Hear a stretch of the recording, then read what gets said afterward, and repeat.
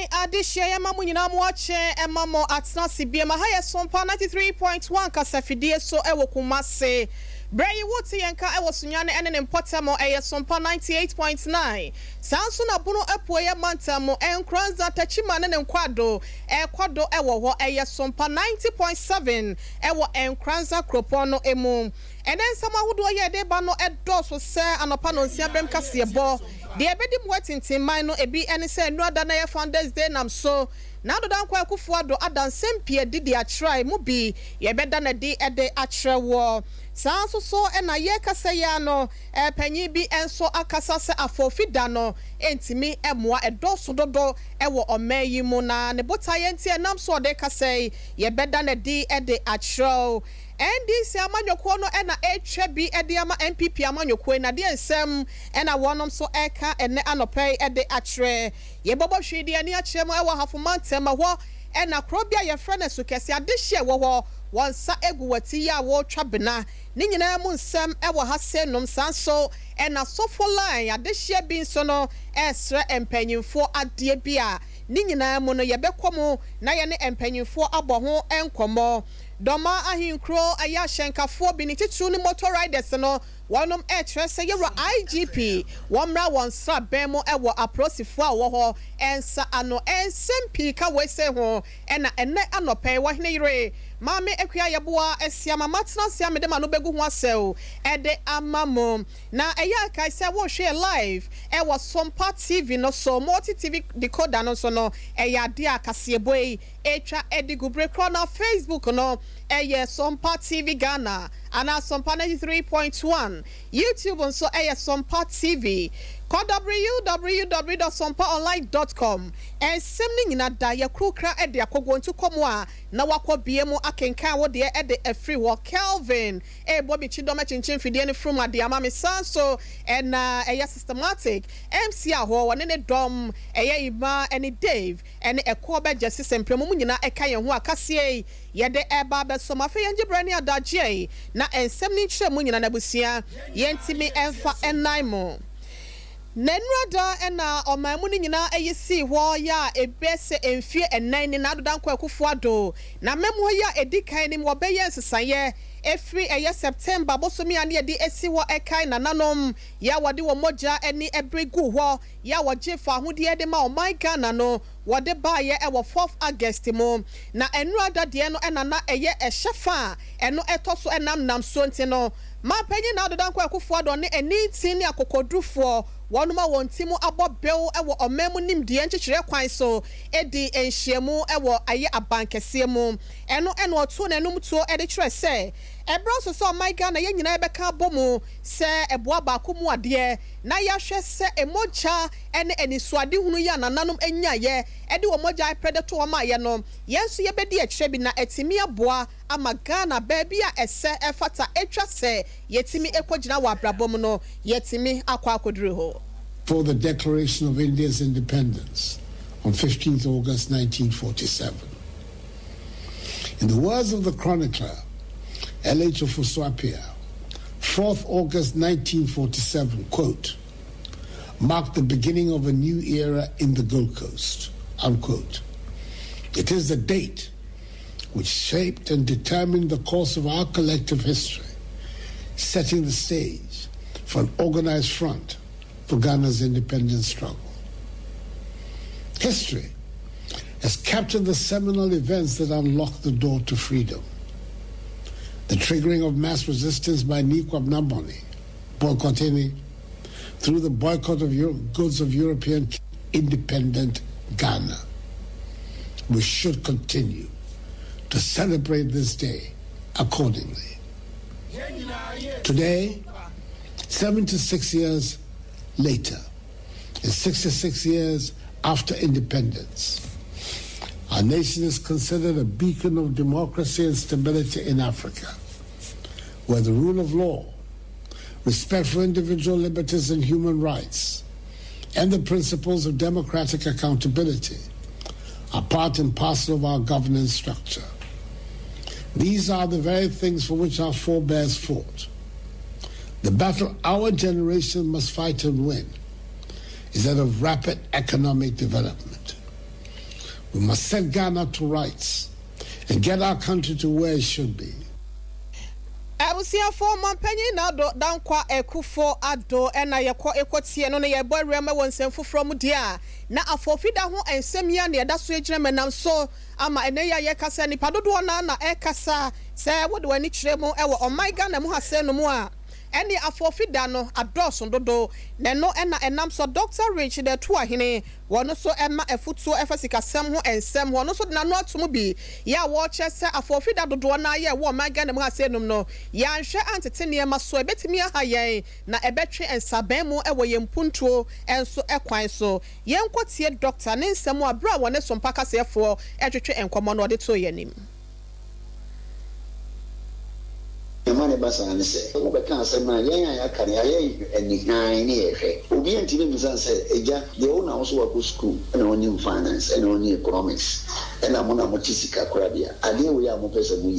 The soon sounds over here. Maminka, who can, which I may some being count, maintains be once and danger. Okay, Bible, in an idea, yeah, you see a fair Christopher way. Ukohe Luke 14:28. O kanse bi o na ya na nipa fi se o kasa kire tiafo but no kasa kire o se ho na be si da ya o be si da ya on transin hwe ni sunsun so when timinsi wo si koduru ba bi ni won timin ankosi ya ye twa ya be se e wo be ye bibia e se o di kan ye financial planning na o hwe ade na me be ye no sei en na ni sunsun so be ko on amenya ade we ni krom eni enka ye borofo ho bra ye che ye wie na sei wie a afi na beti na we kikam na we kam no we can maybe generally to blow near a man of owning the but yen fire no winning Diano and many Diano Tini Yaguma. Mamma was in the Bank of England. Governor Coco can say lend a as a policy rate, a friend minimum lending rate. A free 5%, I call 5.25%, the 0.25 in the account. Million would see microphone someone and in a cow radio no so. Nam say na kroma no say betimi agina ho abusa nipa ne saa yen okasa ne wia na opopo neni na okọ obi aso so ntimi nya kokodro nsempakafo kra mo amoye nsempkrafo yi kokodro ato me bia question bra opeso obusa ne ye fi because if is a wo asama na wo kan won ti ase no so nyankopon wan fa nim de an hye ba akofo tim emfa ho ne opd emfa ho ne na sa me ma me no go school odi ganya mfa so otimi ma o ti ase no go school da nti woman suane de e be ka ho ne fie nyansa so ka ho nti wo kan ho de me ka gosi no Abusia banking consultant here ya tenen kan yera Dr. Richard Etuahene na yebo remo ewo ensemfo from no yekwa remo ewo NDC amanyoko no chine batan wonom so akache ehwo na wonom so aye nsentrefo hyemu anu adade nsempi na todwa ne nyina no eye entwamo ya wo twade abomampanyi na dodanko akufo ado ewo ne nsem bia wokokan ye se wo mai mo hwe sese ya wo mi ya yesika sam no wahwa toto ne yema ama bibia ekoso Ghana asumdua ye no mabua no eyade adehye ne nyina akoma to mo yam sikasem ekoye nti no sabe kase no esu ne adadwo ebra bi atwam wa encheye na omaiga na adehye esu efa sikasem no wose wasiesie ne nyina ho na ye rafifi kwete wano ene trefo panyi edema NDC amanyoko no ne giremu a wode ensem etu dwase. I feel that our friends in government need to basically learn a little from what has happened in the very last two years. The kind of collapse we have seen in terms of the economy is one that requires a certain amount of humility. To rush quickly and want to start beating chairs and wanting plaudit, I think is indicating that somehow they have not learned as quickly as they have. By no means can you call this turning the corner. In the first place, the fact that you can even call turning the corner a situation where inflation has gone up to over 50%, and the fact that you are trying to now bring inflation down to some 30 or a little below 30, you call it turning the corner. It's indicating as if the nation has become so low, and our expectations have become so mediocre that we can even dare want to even celebrate a thing of that nature. That's not where we are supposed to be. So to simply rush into jumping the gun and talking about turning the corner, it's a little bit again being too, shall I call it, too much desperate to want to spin and look good. There's still a lot of hard work that's ahead of us. So many companies that continue to go down, so many institutions that continue to. I feel the bigger problem is not what we see in it, but actually the value systems and the principles that actually led us to where we are. Ebusia for penny ya yetin in Ken wano any trap for penny the mind this seach ya batai amanyo kono nyuma pina gugu na abegyina we say so ka se niam nyina ekoya masikasem so gyina ne naso a wonom so motima penny na dodanko akufo ado ase baabi a enye yenti na ye wura fifi kwete enra da won sentrefo nhwemu a wone ensentrefo edi ye no woda ensem we se nyina di ede etreye ye boy ramo ewo ahafo mantam ni mo na ho na yakwa kodru esunafo north eye kropon no emu na ekro bi ehyebu a ye friend esukese adehia wo ho so ekita wonom ensama kurach ene achechede se adaroma aban de wonom mo ka bie wom ene philanthropists for nyina wonom enje na wonom emra won sra bam fi se yese empanyin se wo ba my Ghana mu hase no ma womasia aye omeya chiri bramo ye free tetentene no etimi aboa ma man puntu etimi akoso nanso no akade ene eniema beboa ama adesua ene adekire afa ne ntampa de fra ewo esukesi kroni mu no empanyin se abo wonom te se de Johnson abo akokọ eno nti wonom extra dan kwada no kra besua mu ade no ebusia kwakwa ye boachi bi de ya kwakwa ya repo sempa eno enam so nti ankobi ahene ya wono ewo esukese nana ya senyi wono so ene ne mpanyinfo ehia ye ema wo wesa na no de sem edigu opanyi ye no mu a woda ne di ede kire ensentrefo yasem kese pa ne se yensuku da no chese ese edu be se nsutu kwa na yem tishie the sense of head and say ese in fact enya so bi mfama ye tijoko ba kwa e sha se na for kg 1 and 2 and DHS na dano you start with block the kind AC structure this was na better block no now first say na oman no na who e wo man no friend cooperative when they come with them on started to foundation no to be do roofing your board roofing we na MP by sell say so mu we so kra no wan to so no bia do window level people no jai it na asanso abaye oman no ya de so kese asanso dey so bi enti ye boy homodin say you need to but maybe I couldn't say no ya homodin eswati and yes say aban wo mu a onfoma ye se be ye aban kra yin be fa trend achi was paper be ekuni kese o man gani mu amoman no eso ba faso nkra so ba faso de amoman no enti ye sabai is o school na eti afo no omun be bia obetra se bia eti afo betra so mojo ha no omun be bi sa o ko toilet a omun toilet 2 be bia wo mkra beda kra no e aso kese a che se ye bo homodin sanka emenya mo bi afri NGO so na say aba kra na ko mesi dan fuma ye o teachers no om kotes na ka bo mo si be papa mfantra bi ko aba aso e cha kra de ti se amwa bia obi bia face na say ka bia kuma say bobo excuse mind bia no e bi ko say ofro babo ye e nkra no o mo aso bia ya famu ebusiafo ankobi ahene ya wono ewo esukese na yekọ ekotie no na no disem na mpem a woto aso eda wono me ha hodo ya ha mafo ho a eno enam so nti no asetena mu dawo asetena mu yedie de ma obi ani kasa obetena kromo no ebi nso ani ho no wasa eda ni nyina edi ede kireye mama nso ya ha ne say na ke ne ga ejanabia ankene bibia eyen sakaya foforo mu abefo ade ye okohwe a ejana na akoye fit titijembi ese bi bless ankora bi kura koso na na sensu okohwe marko ade kwa dia ne eye asefim kura afim yetu ye kakra bi kakra memma na sato tie hwe se bedru man so ho na nke se se no kwa kenya kevia bi go hadma yesu ko bebo ye zade bebi akodu a kevia bi go ho a eboa ho fo se be ya omun kwa hihemu jana kwan so ohwe ayare se korora asato o memu a ese edi enya adentia ohwe mmia bia bi no ade a se asomwe ni ho emma ya pomde enti se akaba maye mmoa ana angels bi wa yebre so boy bia maye mmoa no mai sake bia petrol timbi enya no nko yensuo ni ade enu nyina no nyina so otochima je se ye bi na be private wa bi wa de maye se emmoa nya anka wa hwi nyim kese pa ena nsuo enu kras no ohwe asu tin no a chemicals amanfo ogunti yensuo se wa hwe bi kwakwa fra nsuo no kono pa na kuma problem enti yesre sa abai meboye ye old ones bi o hanuma say makana wa media sister say be boy say be yen super no ma ake so ko akese be inside me and say abama boy ansa na bri we me bi ta ko simbri abe ye sakasa me let me aboy me so yin aso be ko asitrum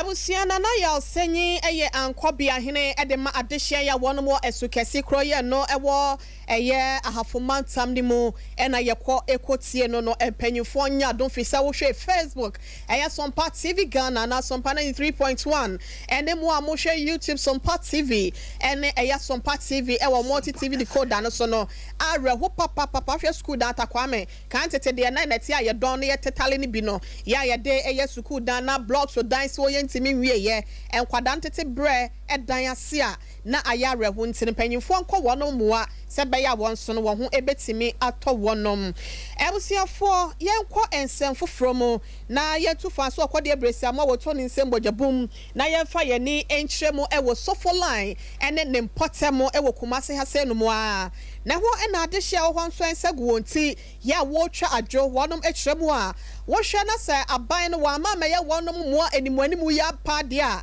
ene na ata meshe wonom ekyere sen kwanhia hodo ya esisi won potem wo no eni enya papa pennam sonte no ya kasa ye nua bema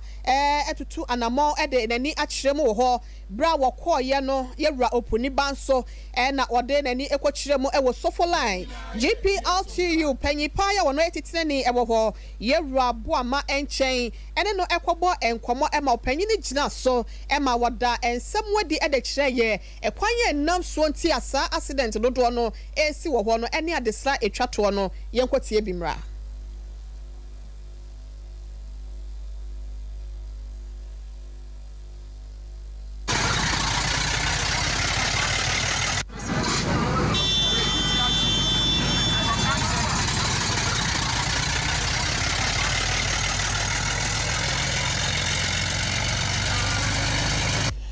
Abusia monfa enchaye na ye boy homodin se yewra Albert Kwesi Buamaya wono GPRTU chairman was Sofo Line branch no yensa ebetimi aka na nene nso twetwe kakra wo munte no na de woka enyina ne se enche ye bese efipi mienu ene aduonu mu nie ena kyese ka kese bi heavy truck bi ono waso enua kase beam CB ena traffic light no ewo ho no etimi ebebo mu ana enya asem keto nam so nte no ema traffic light no eni dwuma biem besine watu na mo edwani akyerema won panyimfo ahodo ho ya Urban Roads Directorate no enso ya de a wonum so etu na mo de akwa na so besine no wonum enya moaye papa bia na dan se de ka esibobo amafo ho no akwakoye asem se benti wo sem panyimfo se sa arahu sem wesese etena ho a kwaye wo hwe no enya de afiti ya na beye kwaye enfufu ene nam so kakra na ba beye kwaye nti ya nhwe na enipa makoma mu huhu no ya nso no ensiesie traffic light na ebe kakra ni nipa dodo ebewu ewo sofo line ne mpotemo no enya asem papa na eno echi ahyenkafo ye woho ene apasengerfo ye adane da wodi akwan no so atwentwe no so no ede adestrani bi etai to srempanyimfo enam ye wura yankase enua bema oyokoba kwaku ye boaso ese empanyimfo asem na ekoso ne de enya asem keto bia edru no edru sempanyimfo beto na mon ye no eye mrika mu dia emu oden ede omani abekyerem wo ho se be ya sa awrehusem wese no eto be traffic se ya na didi ekura no wonum ekyerem atoda ya na ho aye wonum de fi so ko ni pada sani se ka bonatwi afa no so atete nam ko se bi na twinam ana se na munu bi na eya na eye num 20 no panyimfo se wonum emeboa wonum se be ya sa haw ni nyina no eto ebetimi etwa yene wo ebo nkomo ewo Sompa TV ewo multi TV decoder no so nyina no eye kase enkomo brekra na wo te yenka ewo kumase ene ne mpotema ya Sompa 93.1 sanso ena sunya ne bro mantam kropomo eye Sompa 98.9 bro epo ye mantam so eye enkranza eye Sompa 90.7 ekwia boachiwa asempetia one ne dom so asomo ewo hɔ afɛ yenwura mu ewo garo ene ne mpɔtɛbɛ no ewo etifi domantam emu na ɛhɔ na adehye ewo hɔ wɔnom so awesa wɔnsɛm de agu wɔnom no ahyɛ badwani wɔnom onyafo Albert Akuka Alazuga enum sɛ wɔmmesa enkyerɛ amansa nyina ne tuturu ene ɛyɛ defense minister ene interior minister na ebi nka ɔmamu no nyinaa ene sɛ nansan ya wode wani kyerɛ mu ɛwɔ ɛyɛ Nigeria yankasa yɛ nuanom amantam anasɛ wɔn man no mu a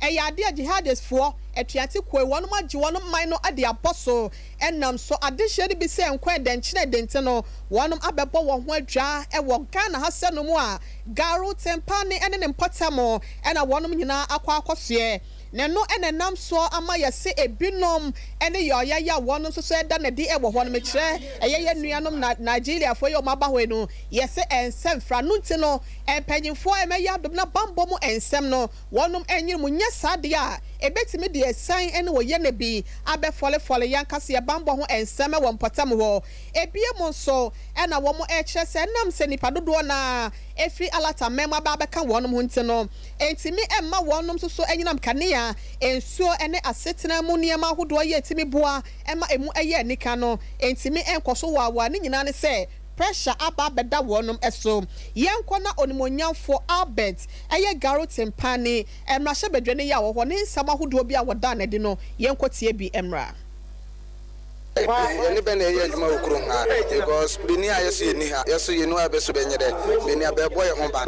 I debi wo ha I say bi we mo boss bi nwi anketo ade adwuma ni Ghana na ye ne say yes ye sense abe de e be koya no udru bali a police ni a stop he park ye wo be park no nya bo abusiafo mo fanche ye ne ye boy homode say ye nsa beka onimonyafo Akuka Albert wono eye mrahye badwane de ma adehye ya wono mo garo tempane garo ho na se wo hwe senka aban betimi aba ye moa na bampo mu ensem wo ho no watimi ayire mu yire kete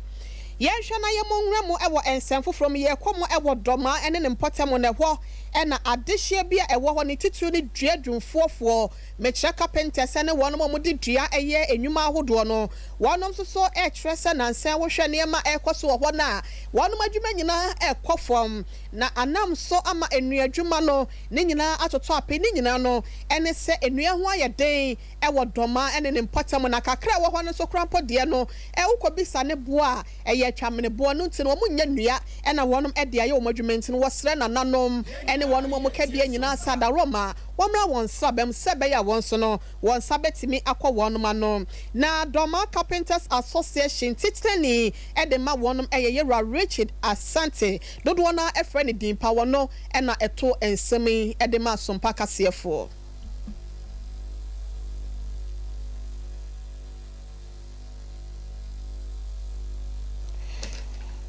ebusiafo niema ba ko mienu bi edi ehwamo ewa hasenum yesra mo se mo fancha ye papa ye na chese doma carpenters association titene ni ya wono eda no yewura Richard Asante dodo na efrani se dimpa na wo chese nua ho akwatwe ewo doma ene ne mpɔtam nteno ene domafo carpenterfo wɔn ɛkɔ hɔ a na so wɔn kɔ adwuma so wɔn tete hɔ ani enua bɛn krampo na wɔde ɛkɔ akɔyɛ adwuma enti wɔsrɛ mpanyinfoɔ sɛ ne mu ani mu ya no wɔnhwɛ enye bibi ɛmfanfa ho ɛma wɔnom ɛbusia da so egyina dɔma ɛne ne mpɔtam hɔ a ne hɔ ɛna wɔnom ɛka motorcycles yi bi mekyerɛ pragiafoɔ ɛne aboboyafoɔ ne motofoɔ no wɔnom so ɛde adesrɛdeɛ ɛma yɛwura IGP yɛwura Akufu Dan Palace da Roma one so na mo animu ya no fa ni ko twa wisa na hwene santamo emehwe doma aprosifo ofise wonum edi won mo ani se prewa enya sam ketwa yesi abrante abefa ne praja de akọ ewa kwa adwuma wonam kwan so ani aprosi ne agina no pack my friend pack wo be pack ya ya ne se wa ye mfonso nka wan fa ne nkọ enu ani se wo twa boode ama no enu anu agye no de ahye ne botom yesi saa e na ekoso ho wei eye praja afo no anu di sem ya wonum ede ma ye nkotie bi mra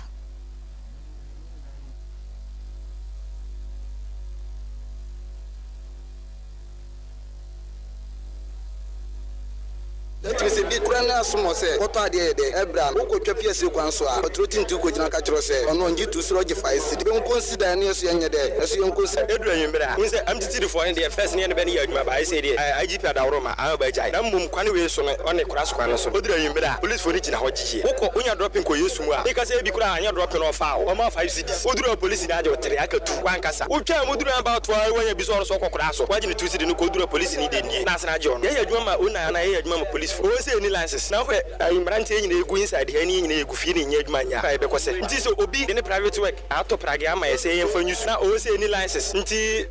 police for bebe tete ani je sare a aba sare mo oh mi chi prage a chepa 2018 am sate ye no mo an e wo ma be sisabiri ebusiafo wonum etwi pragia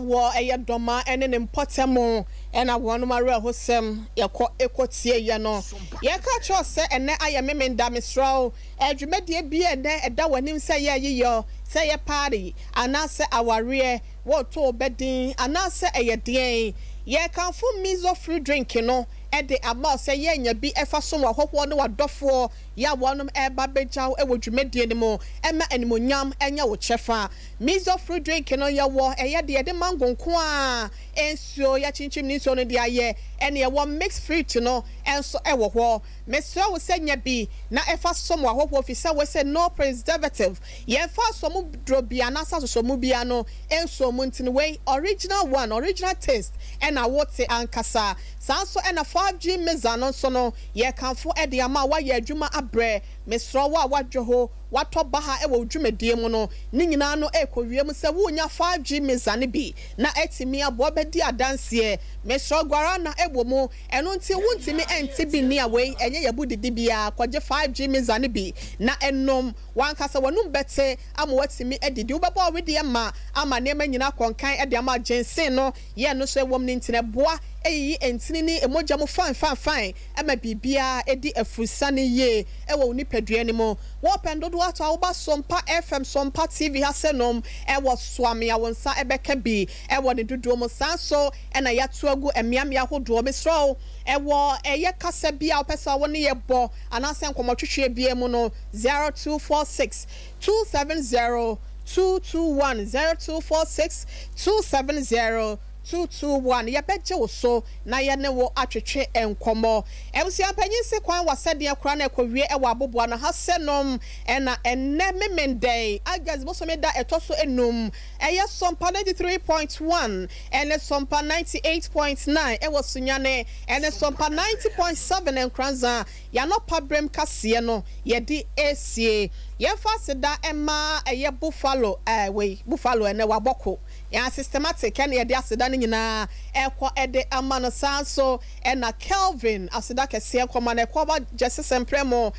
sanso so ena Brahima ene Mr Dave omo nyina hweye ema kase etimi ekọ so ahwe live ewo Sompa TV ene Facebook ni nyina no timi kache ye live ewo ho sanso so ena ye Rasanti ebo Benedict wo ye samufo panyin ye fasida ne bi enko enfama ne news screen nyina so no asida kese ena ye de ema wonom medi di ohene ire mame ekua ye boa esiama me sorry so amagana for pip dwumedie nana ya bo amalibia boga wode beto so de amamo na so yes sorry de menua baba ko ewo afrancho ye friend mame tiwa wo ye eye fashion designer ewo Akonoba creations misro ene eye wa wodent no me wone ba pide ma wate eye anu ato bo ase happy birthday to you nyankopon kosoa insurance anso na ejoso jase hene enso me rapa papa bi ene eye wa wodent no me ma happy birthday ye ko amanana ya bo ama be fa adwa no e de atena so